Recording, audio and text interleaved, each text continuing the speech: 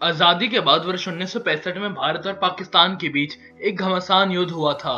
दोनों देशों के बीच युद्ध ने दोनों देशों की दिशा और दशा बदल कर रख दी। पर आज भी ये सवाल उठाया जाता है कि इस युद्ध में जीत किसकी हुई थी। पाकिस्तान तो इसमें अपनी जीत बताता रहा है और खास विक्ट्री डे भी मनाता है, लेकिन सच्चाई क्या थी? सच्चाई ये थी कि जंग भले ही युद्ध विराम पर खत्म हुई हो, लेकिन 1965 में जीत भारत की हुई थी। तो चलिए शुरुआत करते हैं आज की वीडियो की।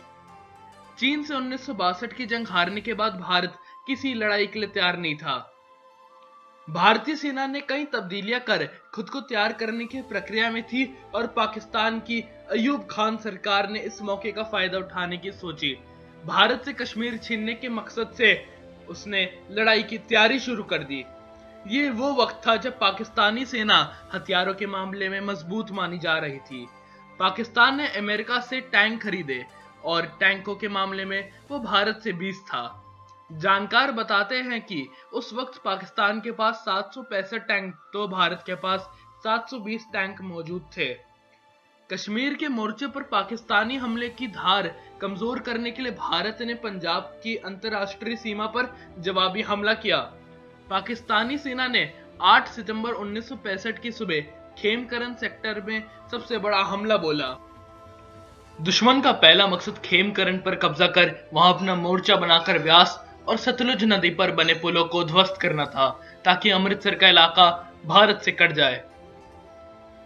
पाकिस्तान के राष्ट्रपति जनरल अयूब खान ने यहीं से जलंधर के रास्ते दिल्ली पहुंचने का ख्वाब देखा था और इनके हौसले की बुनियाद थे अमेरिकी पेटेंट टैंक। भारतीय सेना के कमांडरों ने तरन के उत्तर में ही पाकिस्तानी फौज को घेरने के लिए व्यू की रचना की। 3 दिन टैंकों के बीच जबरदस्त घमासान युद्ध हुआ था। पाकिस्तान के पास आधुनिक पेटेंट टैंकों का दास्ता था, जबकि हमारी सेना के पास दूसरे विश्व युद्ध के जमाने के टैंक थे। लेकिन फिर जाबाज जवानों ने मुंह तोड़ जवाब दिया।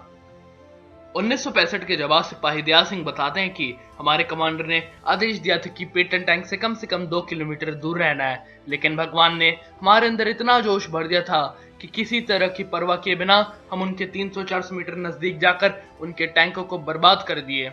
इस युद्ध में 3 पाक टैंकों को ध्वस्त करने वाले अब्दुल हमीद शहीद हो गए थे। जंग में पाकिस्तान के 97 टैंक बर्बाद हुए, जिनमें 72 पेटेंट टैंक थे, जबकि भारतीय सेना के सिर्फ 5 टैंक बर्बाद हुए। दूसरे विश्व युद्ध के बाद इस जंग को अब तक का सबसे भयंकर टैंक युद्ध माना जाता है। भारतीय सेना के वीरों ने न सिर्फ पेटेंट टैंक के हमले को खुद रोका, बल्कि अमृतसर को दुश्मनों के हाथों में पड़ने से बचाया और देश की लाज रखी। इस शानदार जीत और बेहतरीन रणनीति के लिए सेना की इस जीत को इतिहास के पन्नों में जगह मिली। डिफेंस एक्सपर्ट नितिन गोखले ने अपनी किताब टर्निंग द टाइड में भी बताया है कि 1965 में भारत पाकिस्तान पर भारी पड़ा था और उस जंग में जीत भारत की हुई थी।